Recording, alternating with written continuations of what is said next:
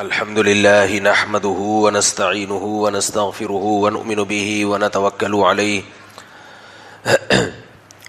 ونعوذ بالله من شرور أنفسنا ومن سيئات أعمالنا من يهده الله فلا مضل له ومن يضلل فلا هادي له ونشهد أن لا إله إلا الله وحده لا شريك له ونشهد أن محمدا عبده ورسوله صلی اللہ تعالی علیہ وعلى آلہ واصحابہ وبارک وسلم تسلیما کثیرا کثیرا اما بعد فاعوذ باللہ من الشیطان الرجیم بسم اللہ الرحمن الرحیم یا ایہا الذین آمنوا اتقوا اللہ ولتنظر نفس ما قدمت لغد واتقوا اللہ ان اللہ خبیر بما تعملون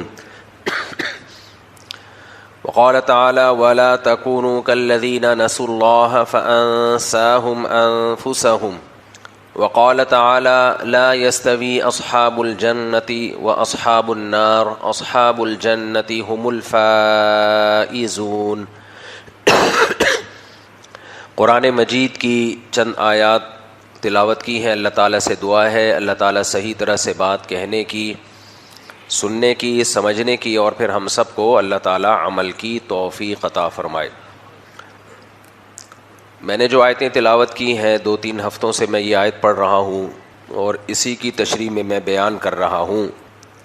یا ایھا الذین آمنوا اتقوا اللہ ولتنظر نفس ما قدمت لغد۔ اس پر میں نے پچھلے جمعے بیان شروع کیا تھا کہ کسی کی بات کی اہمیت، ویلیو اس وقت بڑھ جاتی ہے جب بات کرنے والے کی ویلیو زیادہ ہو۔ ایک بیان کوئی عام آدمی اٹھ کے دے دے، ایک بیان کوئی عالم دے دے، صدر، وزیر اعظم دے دے، تو ہر بیان میں کا الگ الگ وزن ہوتا ہے اور لوگ اس کو الگ الگ حیثیت سے دیکھتے ہیں۔ طلاق کا لفظ اگر ایک آدمی اجنبی بولتا رہے صبح سے شام، اس کی کوئی ویلیو نہیں ہے۔ یہی جب کسی عورت کا شوہر بولے گا اور اپنی بیوی کو مخاطب کر کے بولے گا تو یہ بہت بھاری اور بھرکم لفظ ہو جاتا ہے۔ قرآن مجید اللہ تعالیٰ کی کتاب ہے، اللہ تعالیٰ کا کلام ہے۔ وَمَنْ أَصْدَقُ مِنَ اللَّهِ قِيلًا۔ اللہ کہتے ہیں اللہ سے زیادہ کس کی بات سچی ہو سکتی ہے؟ کسی کی بات اللہ سے زیادہ طاقتور، اللہ سے زیادہ پاورفل نہیں ہو سکتی۔ قرآن یہ کہہ رہا ہے وَلْتَنظُرْ نَفْسٌ مَا قَدَّمَتْ لِغَدْ۔ اے ایمان والو اللہ سے ڈرو اور دیکھو کہ تم آنے والے کل کے لیے کیا کر رہے ہو۔ یہ جو آنے والا کل ہے یہ اتنا یقینی کل ہے کہ اس کل کی طرف توجہ جتنی ہونی چاہیے اتنی ہے نہیں۔ میں نے ایک مثال دی تھی کہ بینکوں میں پیسہ آپ رکھواتے ہیں، بینکوں نے اشتہار چلایا ہوتا ہے کہ روپیہ بچائیے کل کام آئے گا۔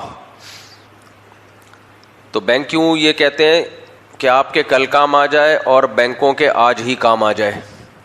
حالانکہ بینکوں کو چاہیے کہ وہ آپ کو مشورہ دیں کہ آپ روپیہ بچائیے، ہمیں بھی نہ دیں، اور اگر ہمیں دیا تو ہم بھی کل استعمال کریں گے، آج استعمال نہیں کریں گے۔ لیکن وہ آج استعمال کر رہے ہوتے ہیں اور آپ کو مشورہ دے رہے ہوتے ہیں کہ آپ کے کل کام آئے گا۔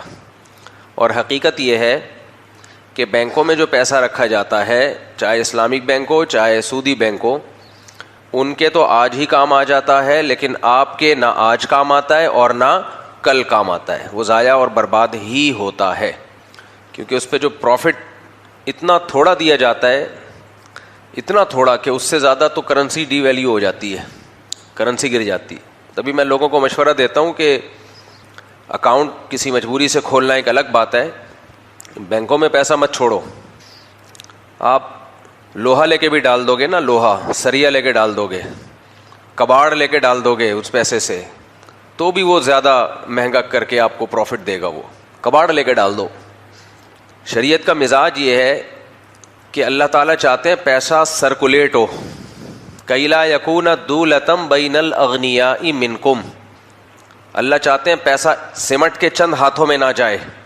تو آپ مجھے ایک بات بتاؤ، جب آپ بینکوں میں اکاؤنٹ میں پیسہ رکھتے ہو تو لاکھوں لوگوں کا پیسہ جب چند بینکوں میں آئے گا تو ان بینکوں کے مالکان تو بیٹھے بیٹھے ارب پتی بن جائیں گے کہ نہیں بن جائیں گے بغیر کسی محنت کے؟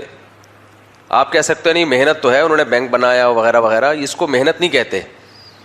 محنت کا مطلب کسی بزنس میں کسی کاروبار میں تو پیسہ سرکولیٹ نہیں کر رہا۔ آپ کہہ سکتے ہو بینکوں کا پیسہ تو کاروبار میں سرکولیٹ کرتا ہے، بھائی وہ بینکوں کا پیسہ نہیں کر رہا ہوتا، وہ آپ لوگوں کا پیسہ کر رہا ہوتا ہے، اس کو نام یہ لگایا جاتا ہے کہ بینک کا پیسہ ہے۔ تو آپ کا پیسہ بینکوں میں سرکولیٹ کرتا ہے جس پہ آپ کو بہت کم پروفٹ ملتا ہے۔ اب آپ دیکھو یہ بڑے بڑے جو اسٹور کھل گئے ہیں، بڑے بڑے اسٹور کھل گئے ہیں، اس سے جو عام گلی محلے والا جو دکاندار ہے اس کی تو بیچارے کی ایسی کی تیسی ہو گئی۔ اور یہ بڑے بڑے اسٹورز کھلتے ہیں، آپ کو پتہ ہے کہاں سے پیسہ لے کے؟ یہ ان کے باپ دادا سے وراثت میں نہیں ملا ہوتا، انہوں نے لاکھوں لوگوں کی بچت جو لوگوں نے بینکوں میں رکھی ہے یہ وہاں سے قرضہ لیتے ہیں اور پھر اس پہ پیسہ کماتے ہیں، تھوڑا سا سود کے نام پہ بینک کو دیتے ہیں یہ۔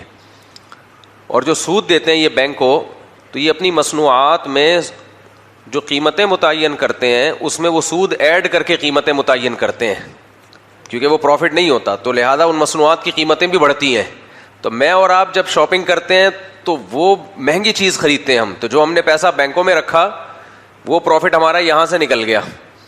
نہیں آئی میرا خیال ہے بات سمجھ، بیان تھوڑا سا چینج ہو رہا ہے۔ دیکھو کافر سے نا کافر سے کبھی بھی خیر کی امیدیں مت رکھو۔ آج دنیا میں نا سب سے بڑا مسئلہ پتہ ہے کیا ہے؟ پروپیگنڈا۔ اس پروپیگنڈے سے صرف وہ لوگ متاثر نہیں ہوتے جن کے دل میں اللہ کا خوف بھی ہے اور ان کا آئی کیو لیول بہت زیادہ ہے، بہت ذہین ہے، ایکسٹرا آرڈینری ذہین ہے، وہ لوگ متاثر نہیں ہوتے۔ عام لیول کا جو ذہین آدمی ہے نا، درمیانے درجے کا، وہ بھی اس پروپیگنڈے سے متاثر ہوتا ہے۔ خوب سمجھ لو کافر میں اللہ نے کوئی خیر نہیں رکھی ہے۔ جب نظام مملکت غیر مسلم و کافروں کے ہاتھ میں جائے گا نا، خیر کی امیدیں بالکل نہ رکھو۔ اب جو اللہ کو نہیں مانتا، جو اللہ کا دشمن ہے، جس کے لیے اللہ نے جہنم کی آگ بنائی ہے، جب وہ بڑی طاقتیں بن جائے تو آپ کیسے اس سے خیر کی امید رکھتے ہیں؟ اگر خیریں ہوتی تو پھر تو جنت میں جانا چاہیے تھا نا ان کو۔ لیکن میں بار بار کہتا ہوں دنیا میں چور دو طرح کے ہوتے ہیں، ایک تو چپل چوری کرنے والا جو سب کو پتا ہوتا ہے، ایک چور وہ ہوتا ہے جو بڑے پیمانے پر گیم کھیلتا ہے، جو انسانیت کے حقوق کا لیبل لگا کے گیم کھیلتا ہے۔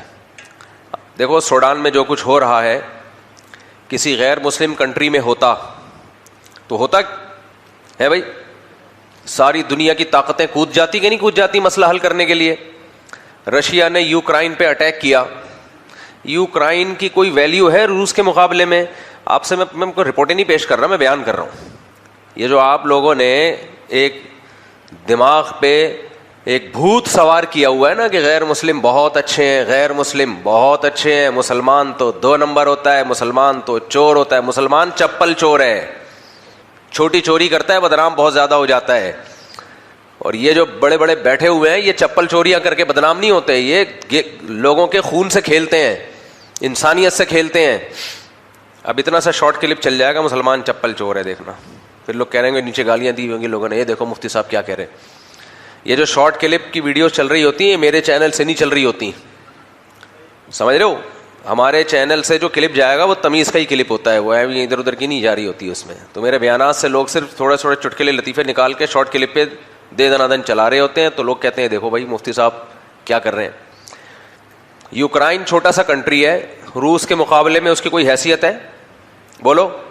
لیکن روس نے قبضہ کر لیا ہے۔ اب تک سوڈان جیسے حالات یوکرائن میں نہیں ہوئے، حالانکہ رشیا نے اٹیک کیا ہے۔ وجہ کیا ہے؟ غیر مسلم ہے بھائی، پورا یورپ آ گیا اس کی مدد کے لیے، 1 انچ روس آگے نہیں بڑھ پا رہا ہے۔ یورپ نے وفا کا ثبوت پیش کیا، یہی کسی مسلم کنٹری کے ساتھ ہو دیکھو تمہاری واٹ لگتی ہے۔ ہمیں لوگ بار بار ڈالر ڈالر درباری کہہ رہے ہیں، کہنے دو۔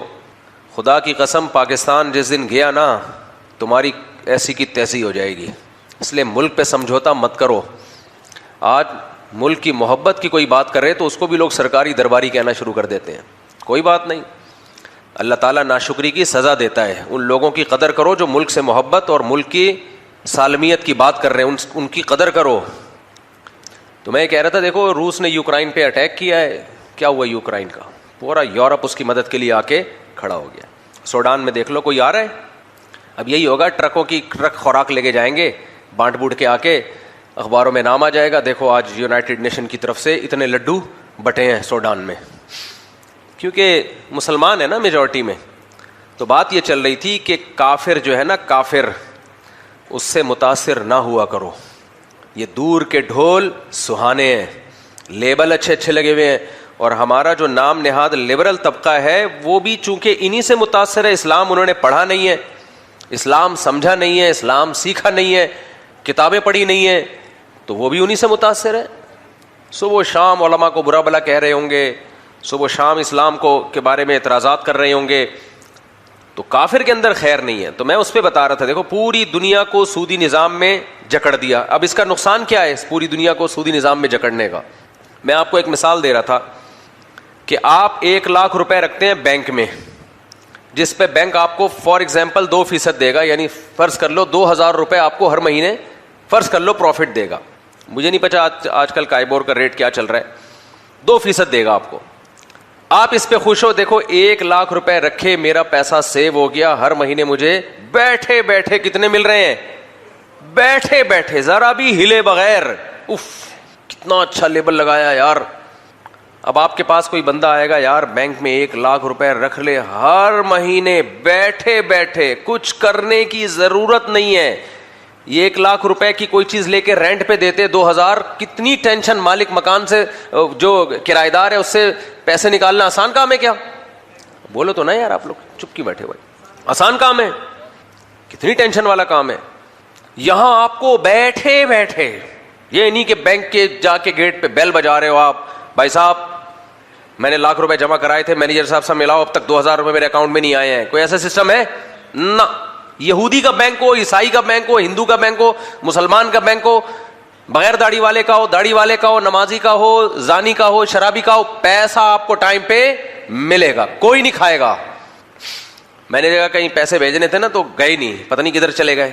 بینک مینیجر سے میں نے بات کی, بھائی ہم نے پیسے ٹرانسفر کیے تھے, گئے نہیں. اس نے کہا بینک سے پیسہ کہیں نہیں جاتا, وہاں نہیں جائے گا تو واپس آ جائے گا. بات بھی صحیح ہے, کہیں نہیں جاتا, بینک سے پیسہ کہیں نہیں جاتا, لازمی ملے گا.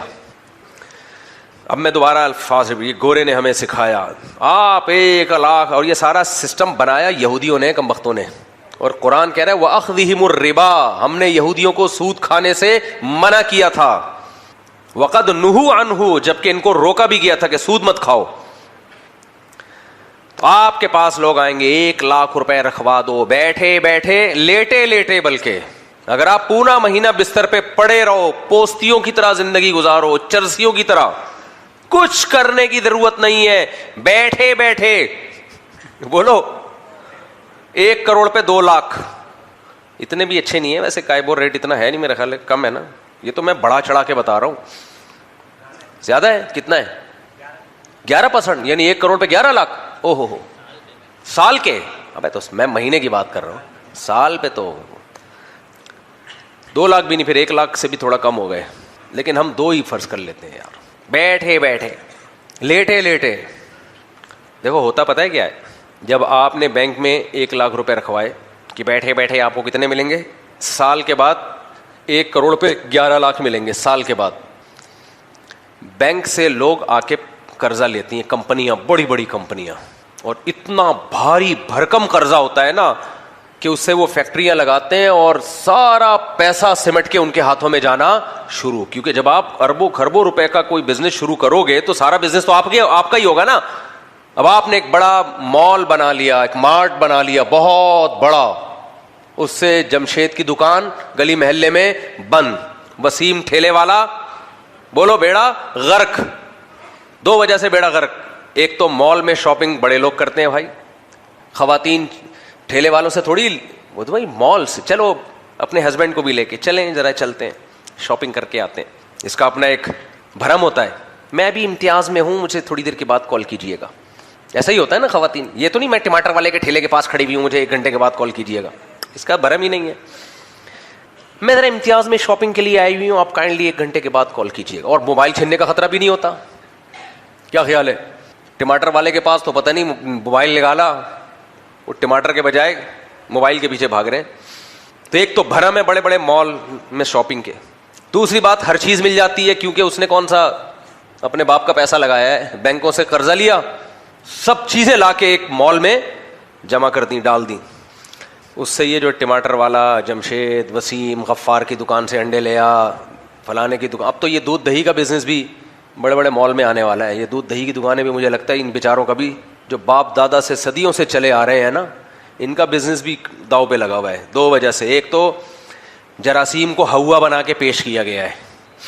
ایکچولی یہ کھلے دودھ میں جرمز ہوتے ہیں، کھلے دودھ میں بھائی جان ڈبے کے دودھ میں جرمز تو نہیں ہوتے لیکن دودھ بھی نہیں ہوتا. آپ کہہ سکتے ہو بھائی پھر کیا ہوتا ہے؟ بھائی صاحب وہ دودھ کو اتنے پروسیس سے گزارا جاتا ہے کہ وہ دودھ نہیں ہے جس کی قرآن نے تعریفیں کی ہیں. اگر یہ دودھ ہوتا، مجھے ایک گلاس میرے حلق میں اتروا کے دکھا دو، میں نے زندگی میں نہیں پیا ہوگا. ایک آدھ دفعہ پیا ہے ڈبے کا دودھ نا، یہ پینے کا ہے ہی نہیں. آپ بھینس کا گائے کا تازہ دودھ پیو، اس کا ٹیسٹ الگ ہے، اس کا ذائقہ الگ ہے. ڈبے کا پیو، جب ٹیسٹ اتنا چینج ہو گیا تو یہ قدرت نے تھوڑی چینج کیا ہے، یہ کمپنیوں نے چینج کیا ہے. اور آپ کا کیا خیال ہے یہ آپ کی صحت کے لیے چینج کیا ہے؟ اور بھائی جان آج کل ہسپتال ہیلتھ کے لیے نہیں رہے، کاروبار بن گئے ہیں. تو کمپنیاں دودھ پلائیں گی آپ کو صحت کے لیے. ہاں کچھ اچھے ہسپتال بھی ہیں لیکن ہاسپٹل کا تو کام ہی یہی ہے نا، کمپنیوں کا کام صحت دینا تھوڑی ہے آپ کو. میں 2 مہینے سعودی عرب میں رہا ہوں. 2013 میں حج کے لیے جب گیا تھا، دودھ نہیں مل رہا تھا تو پیکنگ کا دودھ پیتے تھے، حالانکہ وہ بھی فریش ملک ہی ہوتا تھا، وہ ٹیسٹ ہی نہیں تھا. گھر میں آ کے سب سے پہلا کام جو میں نے کیا ہے نا، دودھ کا ڈھکن، جب دیگچی کا ڈھکن کھولا ہے، او ہو بھینس کے دودھ کی جو خوشبو آئی ہے، میں نے کہا بھائی 2 مہینے میں ہمیں یہ خوشبو نہیں ملی. اس کے بعد پیا لبنن خالصا سائغا للشاربین. قرآن کہتا ہے تم سوکھا چارہ ان جانوروں کو کھلاتے ہو اور ان کے تھنوں سے ایسا دودھ نکلتا ہے سائغا للشاربین، پینے والوں کی حلق میں پھسلتا چلا جاتا ہے. آج ایک اور علمی نقطے کی طرف میرا ذہن گیا. اللہ کہتے ہیں لبنن خالصن، یہ ایسا دودھ ہے جس میں گوبر کی اور بدبو کی اور خون کی آمیزش نہیں ہے، خالص دودھ ہی ہے. اللہ نے تو اسے ہر طرح کی آمیزش سے، ہر طرح کی ملاوٹ سے بچا کے ہمیں پلایا تھا. ہم نے بھینسوں کو ٹیکے ٹھوک ٹھوک کے وہ کیمیکل بھی دودھ میں لے کر آئے اور پھر ڈبوں میں لے جا کے پریزرو کرنے کے لیے اس میں الگ سے کیمیکل ڈالے. اللہ نے تو دودھ کی خاصیت ہی یہ بیان کی ہے. 2 چیزیں ہیں اس میں. نمبر 1 دودھ ہی ہو، اس کے علاوہ کچھ بھی نہ ہو اس کے اندر، خالصن کا یہ مطلب ہے. نمبر 2 سائغا للشاربین، جب پیو تو حلق میں پھسلتا چلا جائے. یا بھائی بد ذوق لوگوں کا کام نہیں ہے. آپ کے سامنے میں دودھ کے فضائل بیان کر رہا ہوں. یہ جن کو پتہ ہے دودھ کیا ہے ان کو پتہ چلے گا، ان کو مزہ آ رہا ہوگا یہ باتیں سن. پنجاب والوں سے جا کے پوچھو تو وہ کیا ہوا، بینکوں سے قرضہ لیا انہوں نے اور بڑی بڑی فیکٹریاں لگا دی. فرض کرو ڈبل روٹی کی، بریڈ کی کوئی فیکٹری لگا دی انہوں نے، بریڈ بن رہی ہے. اب کیا ہوگا؟ ارے تازہ دودھ خرید کے پیا کرو، یہ ڈبوں وبوں کا چھوڑ دو، ڈبوں کا چھوڑ دو، سمجھ رہے ہو؟ کوئی بات بلا مطالبہ دلیل بھی مان لیا کرو. جتنی پیکنگ کی چیزیں ہیں ان میں نقصان ہے. میں تو کمپنیوں کا نام نہیں لیتا، کیس کریں گے میرے خلاف، بولیں گے ہاں بہت اچھی کمپنی ابھی لوگ سمجھ، چھوڑ دو اس کو، کچھ بھی نہیں ہے. یہ جراثیم والا دودھ جو گوالا دے رہا ہے نا، یہ اس کمپنی کے بغیر جراثیم کے دودھ سے اچھا ہے. جراثیم کو اتنا ہوا مت بناؤ، جانے دو 2-4 جرثومے چلے جائیں. کوئی ایک صاحب پانی بازار سے خرید کے بوائل کر کے پیتے تھے. ایک تو پانی بھی کمپنی کا خریدنے، اس پر سے اس کو بوائل بھی کرنے. اتنے نیک پرہیزگار دیکھو آپ، نیٹ کلین. ایک دن نہا رہے تھے، بیمار ہو گئے. پانی کا شاور سے نا قطرہ پیٹ میں چلا گیا، کیونکہ اتنا زبردست پانی پینے کے عادی تھے کہ وہ جو نہانے کا پانی ایک چلا گیا تو جسم نے بولا کہ آپ یہ تو بدتمیزی پہ اتر آئے ہو، آپ گٹر کا پانی پلا رہے ہو ہم کو، اتنے چھوئی موئی. تو اعتدال سے ہر چیز اچھی ہوتی ہے. جراثیم کو ہوا بنا لیا بھائی. ہمارے نبی صلی اللہ علیہ وسلم نے تو مجھے نہیں، میں نے کوئی حدیث دیکھی کبھی دودھ بوائل کر کے پیا ہو، کبھی بھی بوائل کر کے نہیں پیا آپ صلی اللہ علیہ وسلم نے دودھ، تازہ دودھ. ہاں دودھ رکھا رہے گا تو پھر ظاہر ہے اس میں بیماریاں آئیں گی. فریش ملک پیو بغیر بوائل کیے ہوئے. اور اگر ڈاکٹر کہتا ہے نہیں اس میں جراثیم ہے تو ڈاکٹر کو گھر میں اولا وجود جو ہے نا وہ اس کو پلا دو آپ. صحابہ تابعین، حضرت موسیٰ علیہ السلام نے بکریاں چرائی ہیں، آپ کا کیا خیال ہے؟ کیا وہ وہاں جب 10 سال بکریاں چرائی ہیں تو بکری کا دودھ بوائل کر کے پیتے تھے؟ جنگلوں میں کہاں بوائل کرنے کی جگہ تھی؟ کتنی حدیثیں ہمیں ملتی ہیں. نبی صلی اللہ علیہ وسلم گھر میں آئے، صحابی نے بکری کا دودھ دھویا اور آپ صلی اللہ علیہ وسلم کی خدمت میں لا کے پیش کیا اور آپ نے ایسے اس کو تناول کیا ہے. کوئی جراثیم کو ہوا نہیں بنایا ہوا تھا ان لوگوں نے. ہاں دودھ رکھا رہے گا یا گوالا. بعض دفعہ یہ ہوتا ہے کہ جب وہ دودھ نکال رہا ہوتا ہے نا تو اس میں مینڈک, کاکروچ, گوبر اور پتہ نہیں کیا کیا جا رہا ہوتا ہے اس کے اندر. تو یہ جو دودھ آپ خرید رہے ہو دکانوں سے, اس کو بوائل کرو آپ, یہ تازہ نہیں ہے. سمجھتے ہو کہ نہیں سمجھتے؟ ایسا نہ ہو اس کو کچا پینا شروع کر دو. کیونکہ جو میں نے مناظر دیکھے ہیں نا بھینسوں کے باڑے میں, جو میں نے مناظر دیکھے ہیں, صفائی ستھرائی کا کوئی اہتمام نہیں. اس کو بوائل کرو, لیکن پھر بھی یہ دودھ ڈبے سے اچھا ہے. ایسا نہ ہو گوبر کا سن کے اور آپ یہ سن کے کہ اچھا یہ جا رہا ہے تو اب ہم ڈبے کا, نہ وہ ڈبے کا جو کیمیکل ہے وہ اس سے زیادہ ڈینجرس ہے. ڈبے والی چیزیں چھوڑ دو, ڈبہ بن جاؤ گے, ڈبہ. سب سے بہتر دودھ کا طریقہ یہ ہے کہ گائے پالو, بکری پالو, رکھو. میرا موضوع نہیں ہے لیکن کیا کروں, بتانا پڑتا ہے بھائی. آپ لوگ اب تو کراچی میں لوگ کہہ رہے ہیں ہم کیسے پالیں, ہمارے پاس جگہ نہیں ہے. دیکھو آپ کے سامنے دو ایشو ہیں, صحت اور دوسرا ہے تھوڑی سی ٹینشن لے لو لیکن صحت بچا لو. تو ٹینشن لے کے صحت بچانا بہتر ہے یا نہیں ہے؟ اور ٹینشن لیے بغیر صحت کا بیڑا غرق کر دینا. اب تو ڈاکٹروں کی رپورٹس آ رہی ہیں, یوٹیوب پہ آپ دیکھ سکتے ہو کہ جتنی پیکنگ کی چیزیں کینسر پیدا کر رہی ہیں, ہارٹ کی بیماریاں پیدا کر رہی ہیں. اب تو ڈاکٹر خود آ رہے ہیں کہ دیسی چیزوں کی طرف آؤ. میں نے امریکہ میں مارکیٹوں میں دیکھا ہے اپنی آنکھوں سے, آرگینک سبزی کی قیمت 10 گنا زیادہ, یعنی جو دیسی کھاد کی سبزی ہے اس کی قیمت 10 گنا زیادہ. انگریز آ رہے ہیں اس طرف, اور یوریا والی جو ہے اس کی قیمت کم ہے. تو ٹینشن لو. کیسے ٹینشن لوگے بھائی؟ یوٹیوب پہ سرچ کرو, پکی جگہوں پہ بھی اب بکریاں پالنے کے طریقے آ گئے ہیں. ایسے ایسے طریقے آپ کو انٹرنیٹ پہ ملیں گے, رابطہ کرو, بڑے آرام سے ہو سکتا ہے سب کچھ. لیکن وہی بات ہے پرسنالٹی. لوگ کیا کہیں گے, بکری پالی ہوئی ہے اس نے, لوگ کیا کہیں گے. خیر, تو میں یس کر رہا تھا, آپ نے 1 لاکھ روپے بینک میں رکھے, وہ بڑے بڑے اسٹور والے لے گئے اور ان کو بینک ڈبل سود پہ دے گا. ایسا ہی ہے نا؟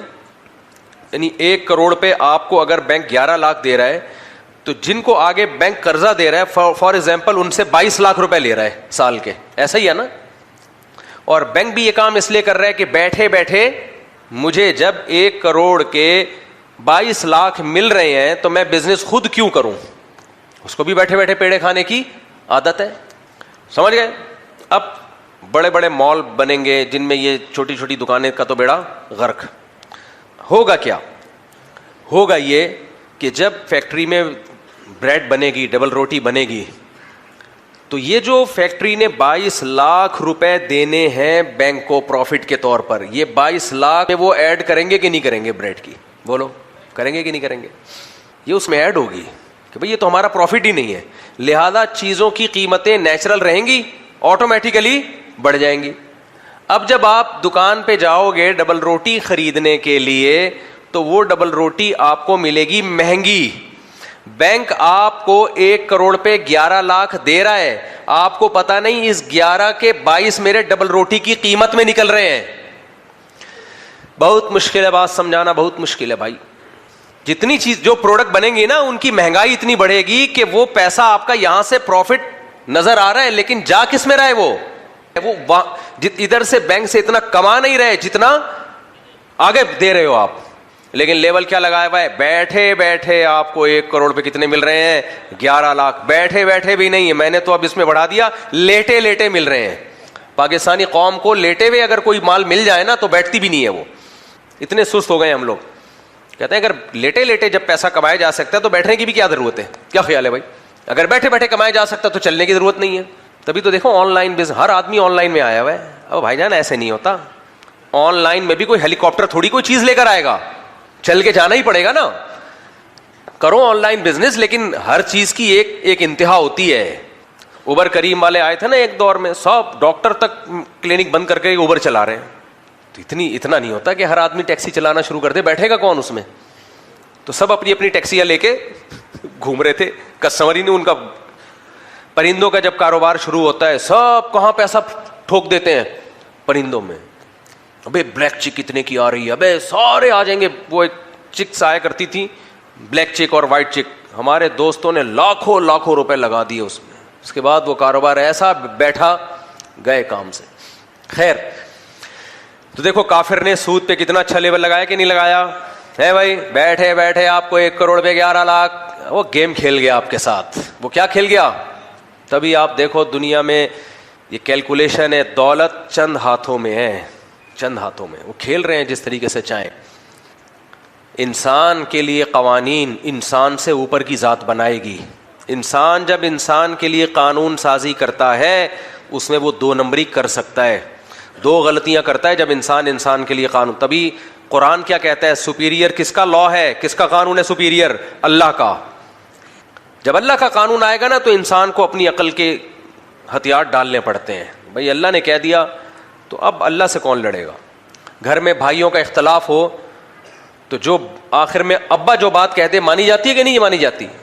آج کل تو نہیں مانی جاتی. ابا کا اور بھائیوں کا فرق ہی ختم ہو گیا. پہلے زمانے میں بھائی ابا آپ کہہ رہے ہیں, ابا حضور نے کہا ہے.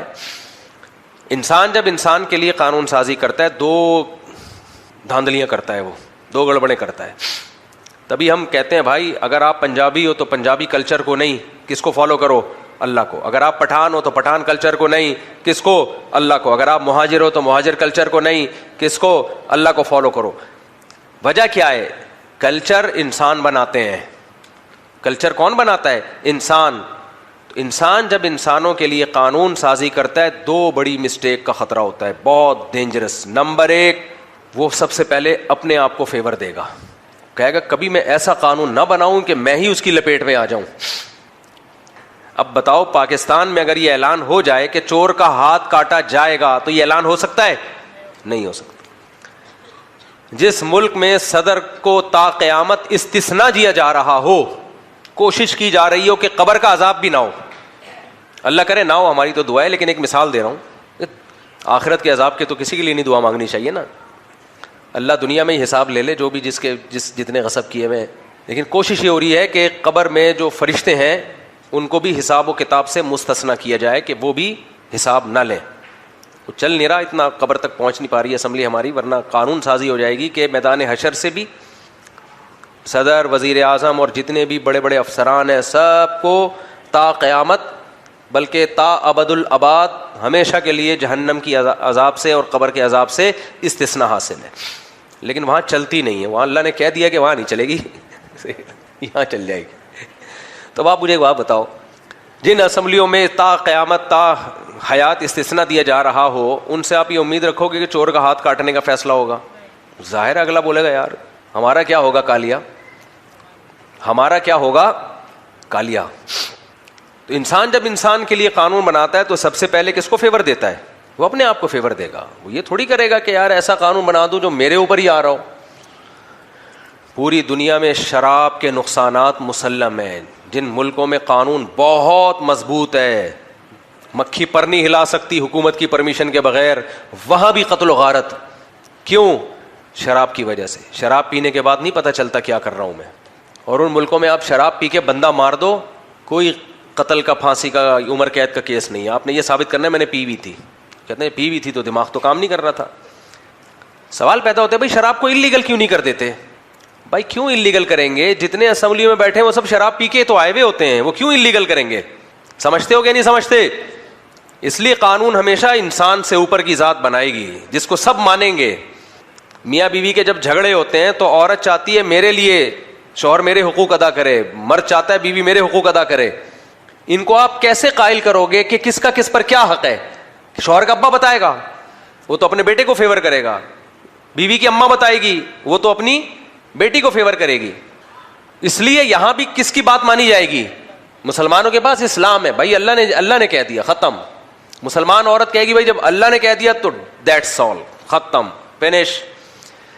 لیکن جو لبرل انٹیاں ہیں ان کو اللہ سمجھ میں آتا ہی نہیں ہے. ان کو جب کہا جائے کہ یہ میاں ہے تمہارا گھر کا سربراہ ہے, اس کی تم نے اطاعت کرنی ہے, اس کی مرضی کے بغیر آپ گھر سے نہیں جا سکتی, یہ کون ہوتا ہے مجھے روکنے والا؟ تو ٹھیک ہے, اب آپ کو کوئی دنیا کی طاقت سمجھا نہیں سکتی. مرد کو اگر کہا جائے بھائی آپ کے ذمے حقوق پورے کرو, آپ, میں کیوں پورے کروں؟ اس کو بولو اپنے باپ سے پیسہ لے. تو اس کو بتایا جائے اللہ نے آپ کے ذمے ڈالا ہے, تو اگر آپ اللہ کو مان لو گے تو حقوق پورے کر دو گے, اگر آپ نہیں مانو گے تو کوئی لڑ سکتا ہے؟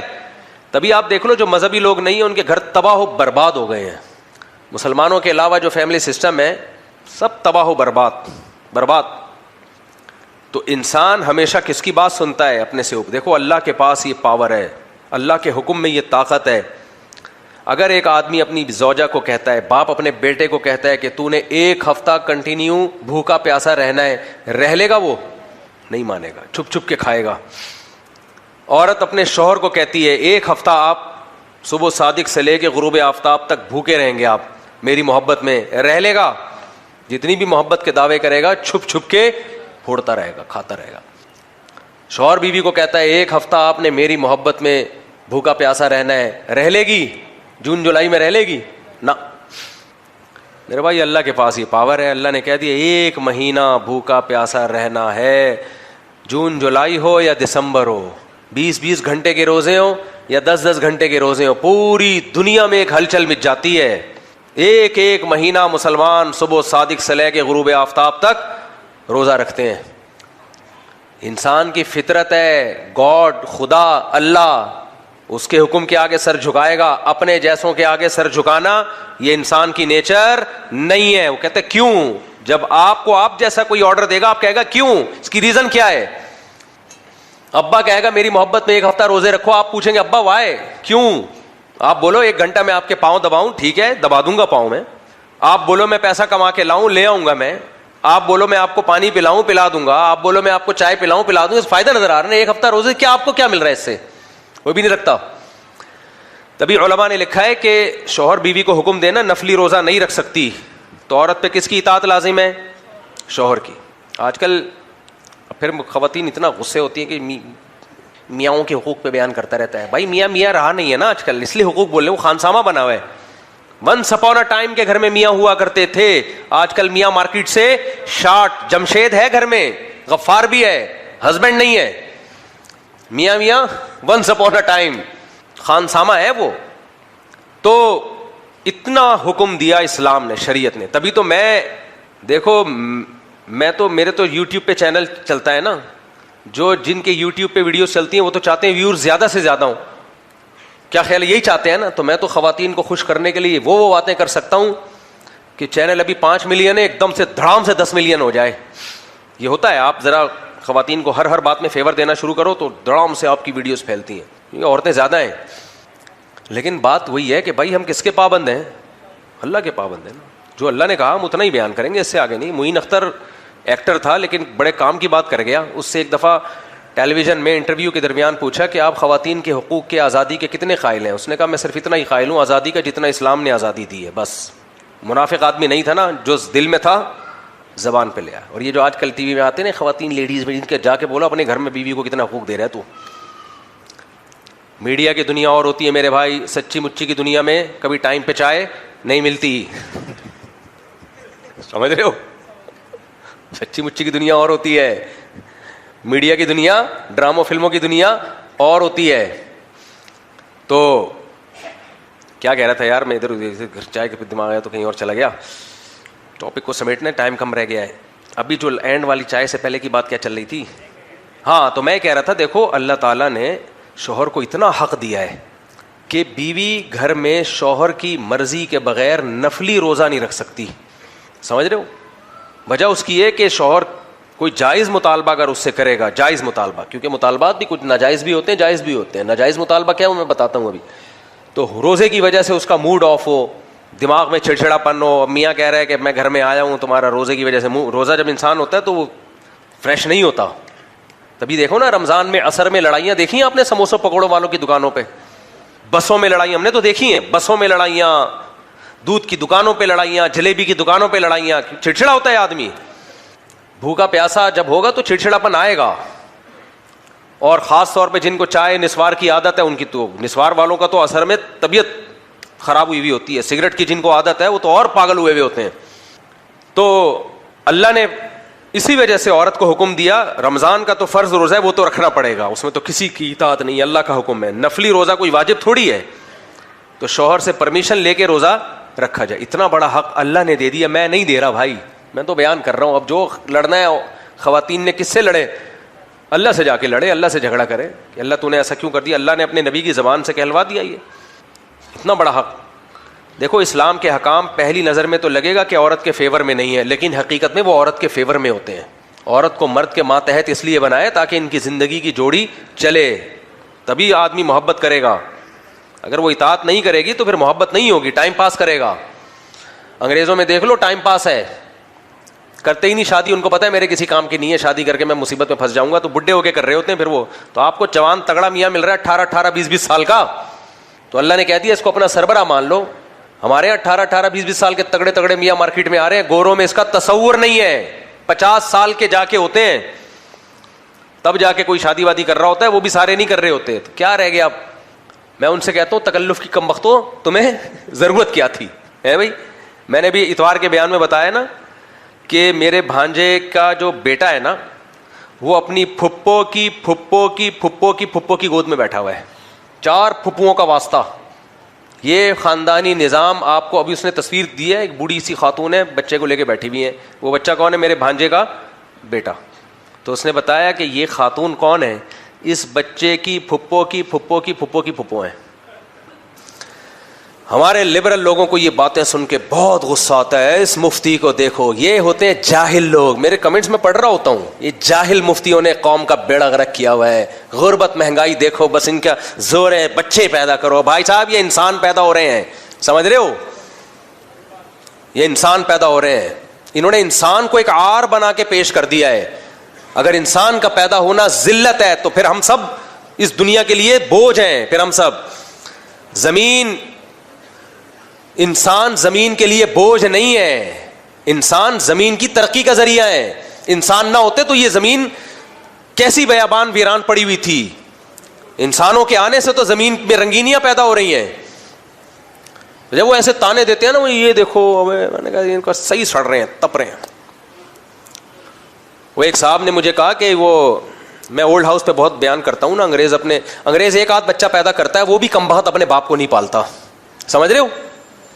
ایک بچہ ہوگا وہ بھی اپنے باپ کو بڑھاپے میں اولڈ ہاؤس میں, اماں کو بڑھاپے میں اولڈ ہاؤس میں. ایک بچہ ہوگا اس کمبخت سے بھی نہیں رکھا جا رہا اپنے ابا اماں کو. ایک صاحب ہمارے لبرل لوگ نا جا کے انہیں کی گنتیاں پڑھتے ہیں.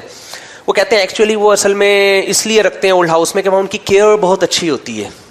وہاں بوڑھے ماں باپ کی کیئر بہت اچھی ہوتی ہے, تو وہ ماں باپ کے فائدے کے لیے کر رہے ہوتے ہیں. میں نے کہا اس کتے کو بڑھاپے میں رکھ دو نا پھر کیئر کے لیے. اب جو کتا پالا ہوا ہے, جو جب بڈھا ہو جائے تو اس کو بھی جمع کرا دو نا عیدی سینٹر میں, وہاں بھی کتے کی کیئر بہت اچھی ہو جائے گی. کتے کو تو چپکا کے رکھا ہوا ہے, بستر پہ ساتھ سلاتے ہیں. باپ کو کہاں جمع کرا دیا؟ اولڈ ہاؤس میں. نہیں آ رہی سمجھ میں میرے بھائی, نہیں آ رہی سمجھ میں, بہت مشکل ہے بات سمجھانا. انگریز کتا اگر بوڑھا ہو جائے تو اس کی کیئر کے لیے کتوں کے اولڈ ہاؤس میں جمع کرائے گا؟ جانوروں کے ہاسپٹل میں جمع کرائے گا؟ نہ, ابا کو کرائے گا کیونکہ وہاں ان کی کیئر بہت اچھی ہو رہی ہے. بھائی کیئر مسئلہ نہیں ہے, سب سے پہلے محبت ہے. جس سے محبت ہوتی ہے انسان چاہتا ہے قریب رہے میرے. کتے سے محبت ہے, وہ جتنا بھی بڈھا ہو جائے گا پھر بھی انگریز کے ساتھ بستر پہ سوئے گا. اور باپ بوڑھا ہو گیا تو کیئر کے پرپس کے لیے اس کو ہاسپٹل میں یا اولڈ ہاؤس میں جمع کرایا جا رہا ہے.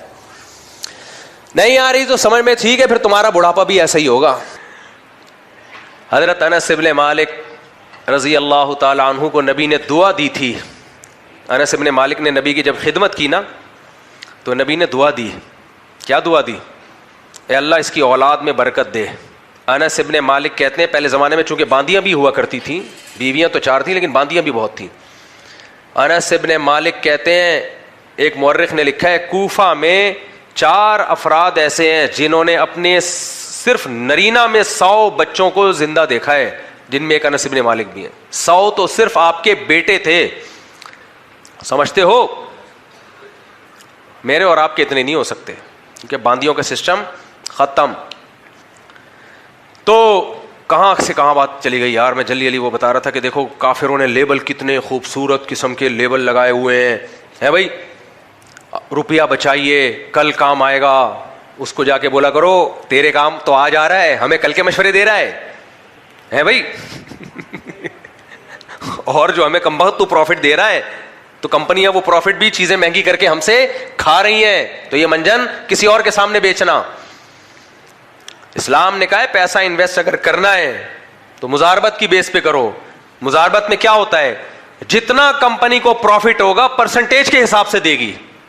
اگر 10 لاکھ کمائے, فار ایگزامپل 50% طے ہوا تھا, تو 5 لاکھ 20 لاکھ کمائے تو 10 لاکھ, اور بینک بھی آپ کو دے گا مزاربت کی بیس پہ، جتنا کمائے گا اس میں سے پرسنٹیج دے گا. اس پرسنٹیج کا فائدہ کیا ہوگا؟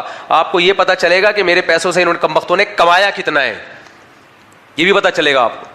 پھر چیزوں کی قیمتیں جتنی چاہے مہنگی ہو جائیں، مارجن آف پروفٹ خود بخود بڑھ جائے گا، تو بینک کو بھی آپ کا پروفٹ کا مارجن بڑھانا پڑے گا. تو اس لیے میرے بھائی اللہ جب قانون بناتا ہے نا، تو اب دیکھو یہ لوگ سود کو کیوں نہیں چھوڑ سکتے؟ اس لیے کہ اگر یہ لوگ سود کو حرام قرار دے دیں تو ان کی اپنی دکانیں بند ہو جائیں گی. اس لیے قانون سپیریئر کس کا ہے؟ اللہ کا. میں وہ مثال دے رہا تھا کہ نفلی روزے والی، وہ بات جلدی سے کمپلیٹ کروں. تو اللہ نے حکم دیا مرد کو، عورت کو، کہ شوہر کی پرمیشن کے بغیر نفلی روزہ نہیں رکھ سکتی. لیکن علماء نے ایک مسئلہ بیان کیا. فقہا کا دماغ بہت ہائی ہوتا ہے، وہ حدیث کے ظاہر کو نہیں دیکھتے، حدیث کی ڈیپ میں جاتے ہیں. انہوں نے کہا کہ اگر شوہر سفر میں ہے، گھر پہ نہیں ہے، پھر وہاں سے فون کر کے بیوی کو کہا کہ کل پیر کا روزہ سنت ہے مگر میری طرف سے پرمیشن نہیں ہے کہ تم روزہ رکھو، عورت کو شوہر کی اطاعت لازم نہیں ہے. کیونکہ بھائی جب تو گھر سے باہر ہے تو خام پھر یہ بلا وجہ کا بھرم ہو گیا نا، اس کی کوئی ریزن معقول وجہ نہیں ہے، اس خام خواہ کی چودراہٹ ہے نا. کیا خیال ہے؟ سمجھ میں آ رہی ہے بات کہ نہیں آ رہی؟ بھائی آپ گھر میں ہوتے تو میرا موڈ خراب ہوتا، اور میں آپ کو جب موڈ اچھا ہوتا ہے تو ایسی باتیں کہہ دیتی ہوں، آپ کا دماغ خراب ہو جاتا ہے. جب موڈ استغفر اللہ یار، تو میں زیادہ آگے نکل جاتا ہوں. جب میرا موڈ خراب ہوتا اور پھر میں ایسی باتیں کرتی تو آپ کا موڈ خراب ہوتا ہے. اس وقت یہ ڈر تھا جب آپ ملک سے باہر ہو تو پھر روزہ رکھنے میں کیا پرابلم ہے؟ یا آپ گھر سے باہر ہو، صبح صادق سے پہلے گھر سے نکل گئے اور رات کو گھر پہ آ رہے ہو، تو پھر کیا پرابلم ہے؟ تو خام خواہ کے حکامات کسی کے نہیں ہے، اس میں نہ والدین ہے نہ شوہر ہے. والدین بھی اگر بلا وجہ ایسی کہتے ہیں نفلی روزہ نہیں رکھنا، داڑھی نہیں رکھنی، یہ نہیں کرنا، وہ نہیں کرنا، تو بھائی ایسی کوئی وجہ بتائے نا اس کی، آپ کو کیا نقصان ہو رہا ہے. تو اب جب ہم اللہ کی طرف جاتے ہیں نا تو اللہ سپیریئر ہے. وہ جب قانون بناتا ہے تو کس کے فائدے کو سامنے رکھ کر؟ انسانیت کے. تبھی اس نے سود کو حرام کر دیا، تبھی اس نے سود کو حرام کر دیا کہ اس میں غریب کا استحصال ہے، غریب کا بیڑا غرق ہو رہا ہے. اور دوسری خرابی انسانوں کے قوانین بنانے میں کیا ہوتی ہے؟ بعض دفعہ انسان کی خیر خواہی سوچ رہا ہوتا ہے لیکن اس کی خام خیالی ہوتی ہے، اس کی مینٹل لیول اتنا ہائی نہیں ہوتا کہ وہ غلط کو صحیح اور صحیح کو غلط سمجھ سکے. وہ بناتا ہے انسان کے فیور میں لیکن جا رہا ہوتا ہے وہ انسان کے اگینسٹ. عورت کی آزادی کے نام پہ جو قوانین بن گئے ہیں، رکھا تو یہی سامنے گیا کہ عورت کو ہم آزاد کر رہے ہیں، لیکن مزے کس کے لگ گئے؟ مردوں کے. عورت کو آپ پردے کی پابندی سے آزاد کر دو تو عیاشی کس کی بڑھے گی؟ مردوں کی. عورت کو آپ طلاق کا رائٹ دے دو جو کہ شریعت نے نہیں دیا، لیبل کتنا اچھا لگ رہا ہے، عورت بھی خود مختار ہو گئی، بھائی اس سے بربادی کس کی ہوگی؟ عورت کی. مرد کو پتا ہے جب ہر وقت اس کے پاس رائٹ ہے ڈیورس کا تو نہ وہ پراپرٹی دے گا بیوی کو، نہ وہ حقوق دے گا، وہ ٹائم پاس کرے گا. تو بیڑا کس کا غرق ہوگا؟ ہو رہا ہے، ہوگا کیا، ہونا شروع ہو گیا ہے. کھلا لیا، ادھر سے کھلا پکڑا، وہاں شادی کی، وہاں سے کھلا پکڑا، ایک دو کے بعد کوئی مرد اس کو ایکسیپٹ نہیں کرتا. آدمی کو پتا ہوتا ہے جس نے اپنے پہلے میاں کے ساتھ وفا نہیں کی وہ میرے ساتھ کیا وفا کرے گی. تو یہ سسٹم چل رہا ہے سوسائٹی میں. سسٹم جو الیکشن میں ہوا تھا نا، سسٹم ہمارے یہاں جب الیکشن ہوتے ہیں تو ایک سسٹم کے تحت ہوتے ہیں، سسٹم کے تحت ہوتے ہیں، سسٹم کے تحت ہوتے ہیں. تو اس لیے اللہ کے نظام کو مان لو میرے بھائی. اپنے گھروں میں بھی کس کے قانون کو نافذ کرو؟ بولو اللہ کے قانون. اور بچوں کو سکھاؤ بیٹا اللہ نے منع کر دیا، اللہ اللہ اللہ، ہر وقت تذکرہ کس کا ہو گھر میں؟ اللہ. ہمیں یاد ہے ہم بچے تھے تو کسی بھی بات سے ماں باپ نے روکنا ہوتا تھا تو کیا کہتے تھے؟ بھائی اس سے گناہ ملتا ہے، اس کام سے کیا ہوتا ہے؟ گناہ ملتا ہے، اللہ ناراض ہوتا ہے. پہلے اتنے کافی ہو جایا کرتا تھا. بچہ اپنے ابا اماں کو دیکھ رہا ہوتا ہے یہ خود صبح شام اللہ کو ناراض کر رہے ہیں، اپنے بچوں کو خود ہی سینما گھروں میں لے کے جا رہے ہوتے ہیں فلمیں دکھانے، اپنے بچوں کو خود ہی موویز کے سامنے بٹھایا ہوا ہوتا ہے، ناچ گانے کے پروگرام میں بٹھایا ہوا ہوتا ہے. تو بچے کے دل سے اللہ نکل جاتا ہے. جس بچے کے دل سے اللہ نکل گیا نا وہ تمہیں نہیں مانے گا، وہ تمہاری اطاعت نہیں کرے گا. پھر یہ خوب سمجھ لو. تو میں نے جو آیت پڑھی تھی بس ترجمہ کر کے بیان ختم کرتا ہوں کہ لا تکونوا کالذین نسوا اللہ فانساہم انفسہم. اللہ کہتے ہیں ان لوگوں کی طرح مت ہو جاؤ جو اللہ کو بھول گئے تو اللہ نے ان کو اپنا آپ بھلا دیا. جو اپنی زندگی سے اللہ کو نکال دیتا ہے تو اپنا ہی نقصان کر رہا ہوتا ہے. وہ سمجھ رہا ہوتا ہے کہ میں اپنا فائدہ کر رہا ہوں، عیاشی کر رہا ہوں، لیکن عیاشی نہیں ہوتی، آپ اپنے آپ کو کھا رہے ہوتے ہو، اپنے آپ کو تباہ کر رہے ہوتے ہو. تو اللہ تعالی ہمیں اسلام پہ، نبی صلی اللہ علیہ وسلم کی سیرت پہ چلنے کی توفیق عطا فرمائے. اور یہ اطمینان نصیب کرے کہ ہمارے پاس جو اللہ کا قانون ہے اس سے بہتر دنیا میں کوئی قانون نہیں ہے. وما علینا الا البلاغ. حنیفہ انصاری بنت عقیل احمد اور مہر ہے 57,000 سونے کی مد میں. ان کے وکیل کون ہیں دلہن کے؟ حنیفہ انصاری کے محمد شعیب صاحب کہاں ہیں جناب؟ محمد شعیب آپ ہیں؟ آپ نے اجازت دی کہ میں 57,000 روپے مہر جو سونے کی شکل میں ہوگا اس مہر میں نکاح حنیفہ ہی نام ہے نا، حنینہ انصاری، اجازت دی کہ حنینہ انصاری بنت عقیل احمد کا نکاح میں محمد شارق ولد محمد شاہد سے کروں 57,000 روپے مہر. ٹھیک ہے. محمد طاہا ولد محمد شاہد آپ ہیں. یہ حنینہ جو ہے نا اس کو صحیح کر لینا، یہ حنیفہ ٹائپ کا لکھا ہوا ہے، فے بنایا ہوا ہے اس کو. محمد طاہا ولد محمد شاہد، دلہن کا نام ہے مقدس حسین انصاری. بھائی صاحب حسین لکھا ہوا ہے یار نکاح نامے پہ تو صحیح لکھا کرو. مقدس جمیل ہے اس کو، یہ حسین لکھا ہوا ہے انہوں نے. مقدس جمیل انصاری بنت اشتیاق احمد اور مہر ہے جی 57,000. ان کے وکیل کہاں ہیں؟ محمد کاشف صاحب. آپ نے اجازت دی کہ 57,000 روپے مہر جو سونے کی صورت میں ہوگا اس مہر میں مقدس جمیل انصاری بنت اشتیاق احمد کا نکاح محمد طاہا ول محمد شاہد سے کروں، اجازت ہے؟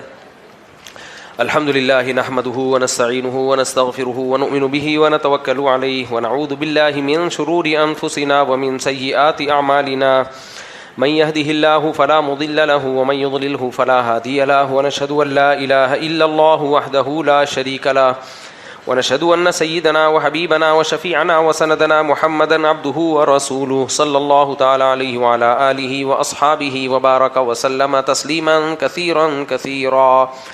اما بعد فاعوذ بالله من الشيطان الرجيم. بسم الله الرحمن الرحيم. يا ايها الناس اتقوا ربكم الذي خلقكم من نفس واحدة وخلق منها زوجها وبث منهما رجالا كثيرا ونساء واتقوا الله الذي تساءلون به والارحام ان الله كان عليكم رقيبا. وقال تعالى يا ايها الذين امنوا اتقوا الله وقولوا قولا سديدا يصلح لكم اعمالكم ويغفر لكم ذنوبكم ومن يطع الله ورسوله فقد فاز فوزا عظيما. وقال النبي صلى الله عليه وسلم النكاح من سنتي وقال فمن رغب عن سنتي فليس مني. وقال النبي صلى الله عليه وسلم تزوجوا الودود الولود فاني مباهي بكم الامم. وقال النبي صلى الله عليه وسلم تزوجوا ولا تكونوا كرهبان النصارى. محمد شارق، جناب محمد شارق ول محمد شاہد، میں نے 57,000 روپے مہر جو سونے کی صورت میں ہوگا اس مہر میں آپ کا نکاح حنینہ انصاری بنت عقیل احمد سے کیا. آپ نے اس نکاح کو قبول کیا؟ جی قبول ہے. جزاک اللہ. محمد طاہا ول محمد شاہد، مائک لے لینا ہاتھ میں. اب آپ کا ہو گیا نا، یہ تھوڑی کہ اب آپ ہی کا ہوتا رہے گا، باقیوں کو بھی چانس دو نا. مائک نہیں چھوڑ رہا تھا دولہا. محمد طاہا ول محمد شاہد، میں نے 57,000 روپے مہر جو سونے کی صورت میں ہوگا اس مہر میں آپ کا نکاح مقدس جمیل انصاری، یہی نام ہے مقدس جمیل جبین، لا حول ولا قوت الا باللہ. بھائی آپ پہلے چیک کیا کرو. محمد طاہا ول محمد برد، ان سے وہ کہاں ہیں، ان کے وکیل کہاں ہیں؟ آپ نے اجازت دی مقدس جمیل جبین جیم بے مقدس جبین انصاری کا نکاح بنت اشتیاق احمد، ان کا نکاح میں محمد طاہا ول محمد شاہد سے کروں، اجازت ہے؟ جناب محمد طاہا ول محمد شاہد، میں نے مقدس جبین انصاری بنت اشتیاق احمد کا نکاح 57,000 روپے مہر جو سونے کی صورت میں ہوگا اس مہر میں نے آپ سے نکاح کیا. آپ نے اس نکاح کو قبول کیا؟ جی قبول کیا. جزاک اللہ. بڑی نماز سے، اللہ کرے ایسے ہی شریف ہمیشہ رہو. کتنی شرافت سے قبولتے ہیں نا، ایسا لگ رہا ہوتا ہے کہ ان سے زیادہ شریف دنیا میں کوئی ہے نہیں. بعد میں پتہ چلتا ہے کہ کیا بنتے ہیں. ٹھیک ہے، اللہ مبارک کرے. دعا کر لیں. الحمدللہ رب العالمین والعاقبۃ للمتقین والصلاۃ والسلام علی رسولہ الکریم وعلی آلہ وصحبہ اجمعین. اے اللہ ان دونوں نکاحوں کو اپنے دربار میں قبول فرما. ان نکاحوں کی برکتیں ان دونوں جوڑوں کو تا دم حیات نصیب فرما. آپس کے اختلاف و انتشار سے، لڑائی جھگڑوں سے، ہر قسم کے شر فساد سے اللہ ان دونوں کی ہمیشہ کے لیے حفاظت فرما۔ اے اللہ اس نکاح کو دونوں کے خاندانوں میں جوڑ کا، محبتوں کا ذریعہ بنا، جس کی جو جائز مراد ہو اس کی مراد کو پورا فرما۔ ربنا آتنا فی الدنیا حسنۃ وفی الآخرۃ حسنۃ وقنا عذاب النار۔ صلی اللہ تعالیٰ علی خیر خلقہ محمد وعلی آلہ وصحبہ اجمعین۔ جب بھی نکاح ہوا کریں دولہا کو بھی ویڈیو میں لایا کریں۔ یہ میں کیوں کہہ رہا ہوں، میں نے دنیا میں سفر کیا ہے، کسی قوم میں بھی اس عمر میں نکاح نہیں ہوتے۔ ہمارے یہاں جوان لڑکا لڑکی ہوتے ہیں، ان کے نکاح ہوتے ہیں۔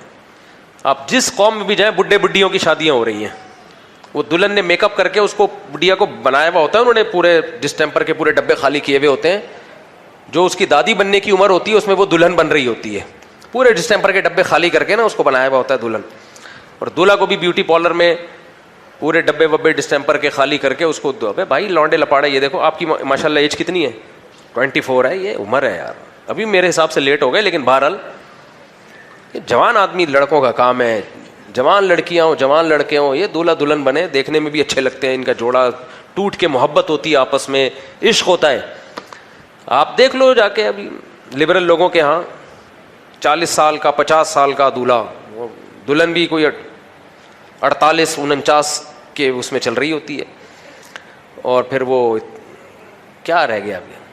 تو یہ بھی ہماری سوسائٹی کا ایک حسن ہے، مسلم سوسائٹی کا، 22 سال میں ماشاءاللہ اپنا گھر بسا لیتے ہیں۔ تبھی تو میں نے کہا نا، وہ میں ہمارے بھانجے کی بچے کی تصویر اپنی پھپھو کی گود میں، وہ میں انشاءاللہ نیٹ پہ وائرل کروں گا، ان کی پھپھو سے اجازت لے لوں، اگر اس بچے کی پھپھو نے اجازت دے دی تو انشاءاللہ میں اس بچے کی اپنی پھپھو کے ساتھ تصویر شائع کروں گا انشاءاللہ۔ کیا خیال ہے؟ اللہ ان کی پھپھو کو لمبی زندگی دے، تاکہ یہ بچہ بڑا ہو کے شادی کرے اور اس کا بچہ پیدا ہو، تو پھر وہ ان کی گود میں بٹھا کے ہم کہیں گے پھپھو کی گود میں ہے یہ۔ امام مہدی کو دیکھ کے جائیں یہ لوگ، سمجھ رہے ہو؟ چلو چلے بھائی وہ سوالات دے دیں۔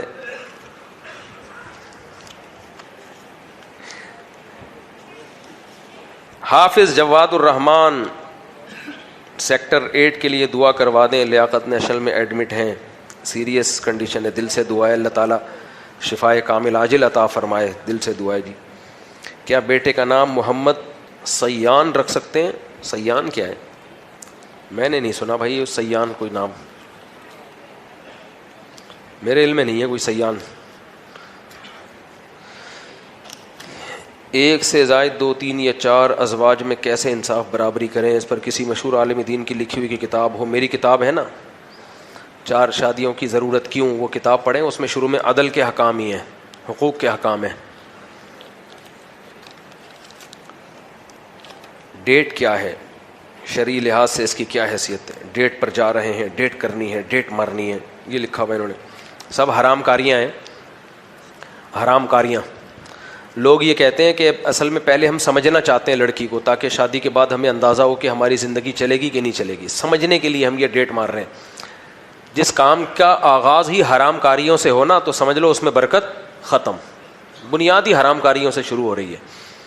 انگریز نے یہی کرنے کے لیے فزیکل ریلیشن بھی قائم کیا کہ یار سمجھنے کے لیے ضروری ہے پہلے ریلیشن بھی ہو، پھر انہوں نے کہا سمجھنے کے لیے ضروری ہے 1 2 بچے بغیر شادی کے پیدا کر کے دیکھو چل بھی پائیں گے کہ نہیں پائیں گے، تو نتیجہ یہ نکلتا ہے بچے بڑے ہو جاتے ہیں، پھر ابا اماں کی شادی میں وہ تمبو لگا رہے ہوتے ہیں۔ تو یہ حرام کاریاں ہیں، شریعت نے ایک نظر دیکھنے کی اجازت دی ہے، ایک نظر اس کو دیکھ لیا جائے۔ اگر کوئی میچور ہے، جیسے 40-45 سال کی میچور لڑکی یا آدمی بھی 40-45 سال کا ہے، ایک آدھ دفعہ فون پہ بات کرنے کی بھی گنجائش دی جا سکتی ہے۔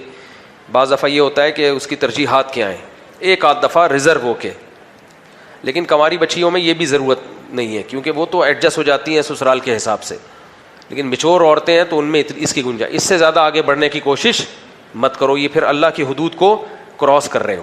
اور دیکھ لو آج کل طلاق کا ریشو 1 سال 2 سال منگنیاں چلتی ہیں، دوستیاں چلتی ہیں، شادی کے فوراً بعد پھر طلاق ہو جاتی ہے۔ شادی کے بعد کی زندگی کو اس سے پہلے کی زندگی میں سمجھنا ممکن ہی نہیں ہے۔ میں محمد شاہ زیب خان ابن محمد رضوان خان ابن شامت خان نعمت خان، ماشاء اللہ ماشاء اللہ، دوبارہ سے شاہزیب خان ول محمد رضوان خان ول نیامت خان لکھا ہوا ہے، بے کا نقطہ نہیں ہے. بہرحال میں انڈیا سے ہوں، آپ سے بات کرنا چاہتا ہوں. میں انڈیا میں آپ کے دادا کے گھر کے پاس رہتا ہوں. سبحان اللہ سبحان اللہ. ہمارے دادا محمد شفیع خان تھے. ہم لوگ پٹھان ہیں، اصل میں انڈین پٹھان نہیں ہوتے جو انڈیا میں کاکڑزئی پٹھان ہے. تو انڈیا میں بہت سے خان تھے جو مائیگریٹ کر کے آئے. اب وہ اردو بولتے ہیں. کراچی میں اردو اسپیکنگ میں بہت بڑی تعداد پٹھانوں کی ہے، تو اب اردو اسپیکنگ کہلاتے ہیں وہ. تو ہمارے دادا انڈیا میں سنسار پور میں محمد شفیع خان، انہوں نے 60 سال 60 ایئرس ایک مدرسے میں بچوں کو قرآن حفظ کروایا ہے. 60 سال، اور سینکڑوں حافظ تیار کیے ہیں جن میں بڑے بڑے علماء بھی ہیں. تو یہ کہہ رہے ہیں وہاں سے ہوں. انڈیا گیا تو سب سے پہلے اس جگہ جاؤں گا ضرور.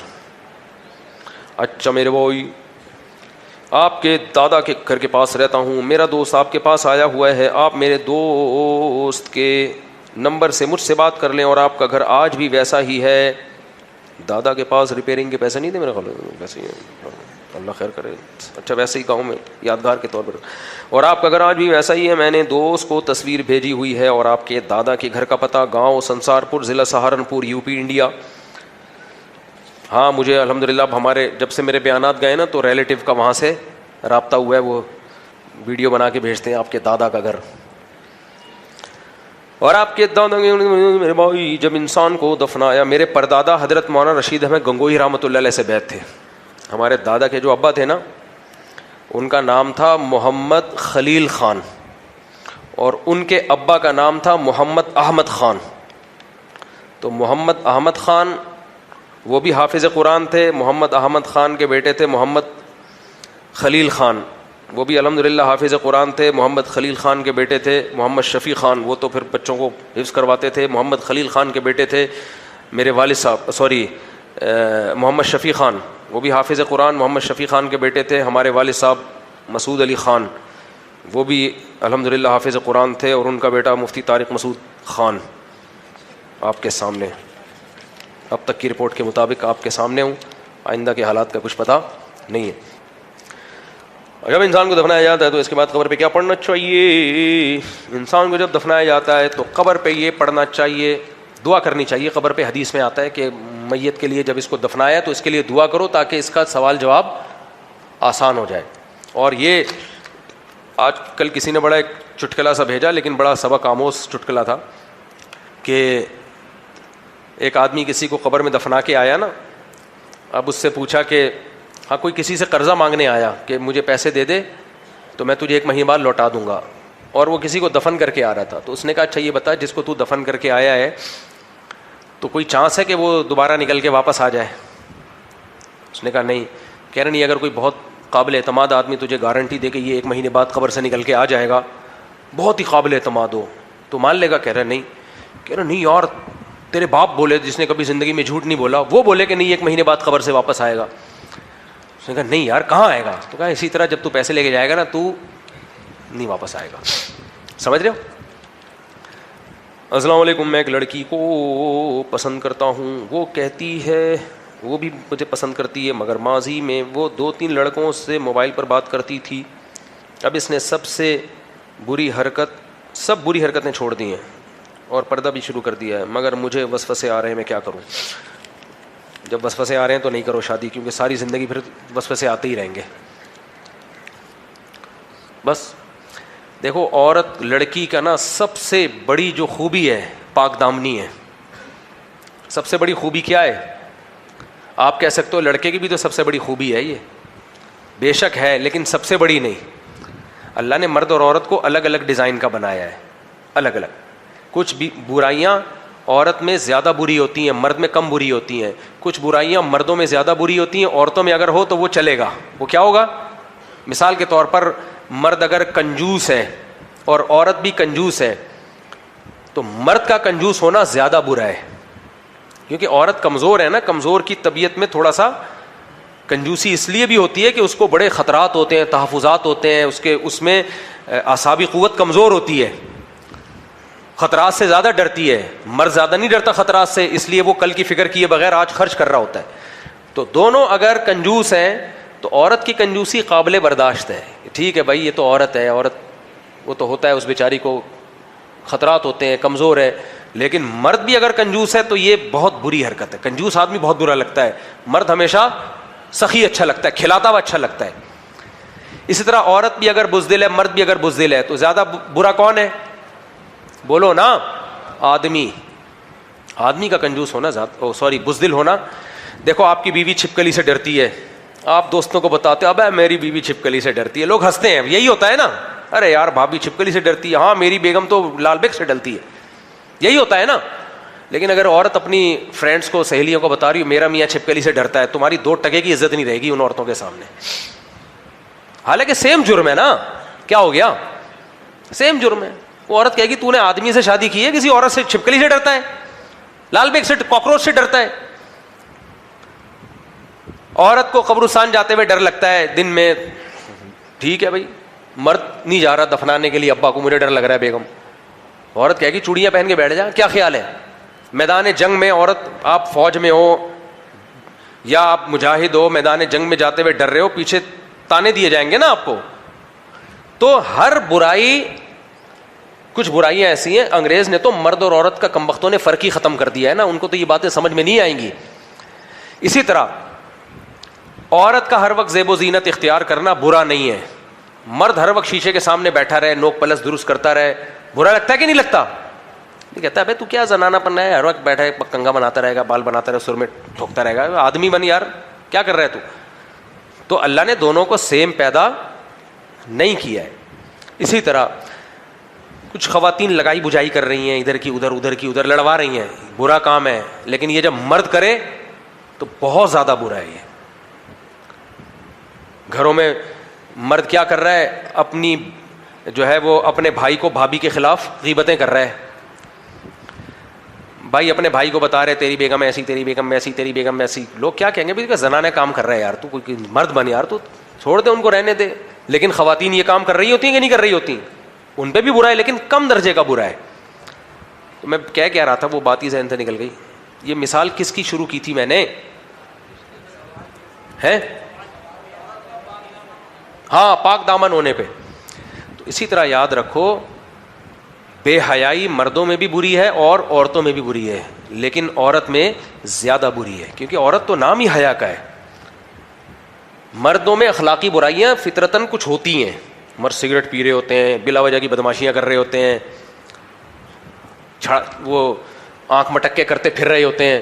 کوئی انٹی یہاں سے گزریں گی، جب تک پورا کراس نہ کر لیں انہوں نے نگرانی لازمی کرنی ہے. دیکھا ہوگا میں نے ٹھرکی لوگوں کو دیکھتا ہوں، کوئی لڑکی آ رہی ہو نا، یہاں بیٹھے ہوں گے، یوں شروع کریں گے پوری، جیسے ہم سلام نہیں پھیر رہے ہوتے، بعض امام سلو موشن میں السلام علیکم ورحمۃ اللہ کرتے ہیں، تو پورا گھر تک پہنچائیں گے. بری بات ہے، کرنے کا کام نہیں ہے. لیکن مردوں کا ٹھرکی ہونا یہ بہت پہلے سے چلا آ رہا ہے. بہت کم پاک دامن آدمی ہوتے ہیں، مرد ہوتا ہی ٹھرکی ہے، یہ برائی ہے مرد میں. لیکن عورتیں ٹھرکی نہیں ہوتی. عورت اگر ٹھرکی ہے نا تو زیادہ بری ہے. عورت ٹھرکی ہے تو کیونکہ تمہارا تو کمال ہی یہی تھا، حیا. تبھی تو عورت کے لیے ایک مرد ہے کہ وہ ایک مرد پہ ہی اپنا سربراہ مانتی ہے. اس کو نہیں چاہیے روز مرد بدلنے کا شوق نہیں ہے. مرد کم وقت، کل کا کسی کم وقت نہیں کہنا چاہیے. بیچارے نے مجھ سے مسئلہ پوچھا، میری 4 بیویاں ہیں، مجھے کسی لڑکی سے عشق ہو گیا ہے، میں ایک کو طلاق دے کے اس سے شادی کر سکتا ہوں، کیا شرعاً یہ جائز ہے، حلال ہے اسلام میں؟ میں نے کہا جس کو تم چھوڑو گے اس کا گھر تباہ نہیں ہوگا، برباد نہیں ہوگا اس کا؟ کہہ رہے ہاں یہ تو ہے، ہاں یہ تو ہے. پھر میں نے کہا کہ اس کو کیوں زندگی برباد کر رہے ہو بیچاری کی؟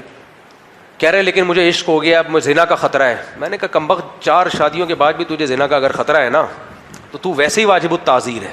زنا کے بغیر ہی تجھے کوڑے لگنے چاہیے. اتنے ٹھرکی، سمجھ رہے ہو؟ غلط ہے، میں اس کو اپریشیٹ نہیں کر رہا، میں تو یہ فطرت بتا رہا ہوں کہ اس طرح کے ٹھرکی بھی مارکیٹ میں موجود ہیں. 4 بیویاں اور کم وقت کو ایک کو طلاق اس نیت سے دینا چاہ رہا ہے کہ میں نے کہا پھر میری بات چیت بند ہو گئی اس سے. مجھے تو غصہ آ جاتا ہے پھر کہ بھائی اپنی بہن بیٹی کو رکھ کے سوچ یار، تیرا بہنوں ہی تیری بہن کو طلاق دے رہا ہو کہ مجھے وہاں پسند آ گئی ہے اور چونکہ مجھے زنا کا خطرہ ہے. نبی صلی اللہ علیہ وسلم نے فرمایا جو اپنے لیے پسند کرتے ہو وہی دوسرے کے لیے بھی پسند کرو. آپ جیسا داماد اور بہنوں ہی چاہتے ہو تو دوسرے کی بیٹیوں کو بھی اسی طرح سے تحفظ دو. تو طلاق تو شدید مجبوری میں اسلام نے رکھی ہے, ایسی تھوڑی کہ ادھر عشق ہو گیا اور کم 4 کے بعد بھی تجھے عشق ہو رہا ہے, 4 کے بعد تو ابھی چھوڑو آگے چلو, زیادہ ڈیٹیل میں نہیں جاتا. لیکن مرد ٹھرکی ہوتے ہیں, عورت کا کبھی کوئی ایسا کیس نہیں آتا. عورت کو ایک آدھ سے عشق ہو جاتا ہے, بس اسی سے وفا کرتی ہے. بہت ٹھرکی ہوگی تو زندگی میں کسی دوسرے سے ہو جائے گا. یہ نہیں ہوگا کہ آج وہ اچھا لگ رہا ہے, آج جمشید اچھا لگ رہا ہے, آج کل غفار اچھا لگ رہا تھا, پرسوں ستار بھائی سے عشق. ایسا نہیں ہو سکتا, اس کو ایسا نہیں ہوتا. مردوں کے تو ہو رہا ہے, یہ آپ کے سامنے کل کی رپورٹ میں نے رکھ دی نا. تو عورت کا پاک دامن ہونا, عورت کی صفت ہے پاک دامنی. اگر وہ پاک دامن ہی نہیں ہے تو بھائی پھر کیا رہ گیا, پھر وہ بیوی بنانے کے قابل نہیں ہے. اور آسان مثال دیتا ہوں, عورتیں شوہروں پہ شک کرتی ہیں کہ نہیں کرتی؟ تقریباً ہر عورت ہی کرتی ہے, چاہے جتنا نیک آدمی ہو. لیکن کیا مرد بھی بیویوں پہ شک کرتے ہیں اس طریقے سے؟ نہیں کرتے, ان میں ریشو بہت کم ہے. عورت کا شوہر پہ شک کرنا یہ پازیٹیو ہے, یہ محبت کی علامت ہے کہ اس کو ڈر لگا رہتا ہے میرا میاں کہیں اور توجہ تو نہیں کر رہا. تو میاں سے محبت میں وہ پاگل ہو جاتی ہے, وہ نہیں بھائی ادھر کیوں دیکھا, اس آنٹی کو کیوں دیکھا. اس کو پازیٹیو لیا جاتا ہے سوسائٹی میں. لیکن اگر آپ نے بیوی پہ شک کرنا شروع کر دیا تو اس کو کیوں دیکھ رہی تھی, تو یہ نیگیٹو ہے. اس کا مطلب آپ تو اپنی بیوی کے کیریکٹر پہ شک کر رہے ہو, سمجھ رہے ہو. اس کو پازیٹیو نہیں لیا جاتا کہ مرد کو عشق کتنا زیادہ ہے اپنی بیوی سے. نہیں بھائی, یہ تو بہت, اس کا مطلب آپ نے تو بہت الزام لگا دیا اس کے اوپر, بہت نیگیٹو سمجھا جاتا ہے اس کو. تو اس لیے عورت کی سب سے بڑی کوالٹی کیا ہے؟ پاک دامنی. زندگی میں اس کے شوہر ہی آئے اس کی زندگی میں بس. اگر پہلے اتنے بوائے فرینڈ, ان سے دوستیاں, ان سے میرے سامنے جو واقعات آتے ہیں میں بتاتا نہیں ہوں کیونکہ اسے برائی پھیلتی ہے. کیسے کیسز آئے ہیں کہ پہلے اتنے سارے بوائے فرینڈ تھے, اب شادی ہو گئی تو ٹھیک ہے, شروع میں تو بہت اچھی زندگی گزر رہی ہے, لیکن جہاں تھوڑی سی کمزوری مرد میں آئی نا, اکنامیکلی کمزور ہوا, فزیکلی کمزور ہوا, ہر مرد 100% کامل نہیں ہوتا, تھوڑا ٹائم گھر میں کم دے رہا ہے, تو نکالا جمشید کا نمبر اور اس سے گپ شپ شروع. بھائی کوئی بات نہیں, کالج میں فرینڈ تھا, ٹائم اچھا پاس ہو جاتا تھا, پرانے گانے اچھے یاد تھے اس کو, اب لیٹسٹ گانے بھی اس کو یاد ہیں. میرا والا تو نہ نئے سناتا ہے نہ پرانے سناتا ہے, سناتا ہوگا پتہ نہیں کس کو سنا رہا ہے جا کے. خیر, تو پھر وہ جمشید کا نمبر نکالا, پھر غفار کا نمبر, پھر ان سے دوستیاں. شروع میں تو صرف SMS بازیاں چلتی ہیں, دوستیاں ہوتی ہیں. وہ حالات ہوتے ہیں کہ میں تو سوچتا ہوں کسی برساتی نالے میں گھس کے زندگی وہاں گزاروں, لوگوں سے کٹ جاؤں. ایسے ایسے واقعات آتے ہیں, نہیں کہتا ہے یار مجھے نہیں سناؤ خدا کے لیے. پردہ ڈالا ہوا ہوتا ہے, اللہ نے میاں کو پتہ ہی نہیں ہوتا. میاں بھی کرتے ہیں, میں یہ نہیں کہہ رہا, ایک طرفہ بات نہیں کر رہا میں. تو اس لیے بھائی سب سے بڑی کوالٹی عورت کی کیا ہے؟ بولو, پاک دامنی. باپ کے گھر سے نکل کے کہاں جائے؟ شوہر کے. بیوی بنانے کے قابل یہی ہے بس. باقی علاج کے لیے ڈاکٹر, لیڈی ڈاکٹر الگ اس کی کوالٹی, ٹیچنگ کے لیے لیڈی ڈاکٹر کی الگ کوالٹی. بزنس کرنا ہے کسی لیڈی کے ساتھ, اس کا تو تجربہ ہونا چاہیے بھائی. جمشید کے ساتھ بھی بزنس ڈیلنگ آتی ہے اس کو, ستار کے ساتھ بھی بزنس پارٹنر کا الگ. لیکن بیوی بنانے کے لیے سب سے بڑی کوالٹی کیا ہے؟ منہ سے پھوٹ لو نا, پاک دامن. اس کی زندگی میں آپ کے علاوہ کوئی مرد نہ آیا ہو. ویسے مارکیٹ میں ایسا مال ملنا, چلو اللہ تعالیٰ عمل کی توفیق دے. بس آخری سوال بھائی کا لے لیتے ہیں. بلوچستان سے آپ سے ملاقات. اچھا ملتے ہیں. اور بھائی جلدی شاباش. السلام علیکم. وعلیکم السلام. مفتی صاحب آج کل پولیو والے بہت زیادہ سختی کر رہے ہیں. پولیو والے بہت زیادہ سختی کر رہے ہیں, تو پلا دو پولیو, نشان لگوا لو, پھر نہیں سختی کریں گے. پولیو کا پوری دنیا سے خاتمہ ہو گیا ہے سوائے پاکستان اور افغانستان کے, افریقہ کے سے بھی. اس لیے وہ سختی کر رہے ہیں کہ یہ جڑ سے ختم کرنا ہے اس پولیو کو.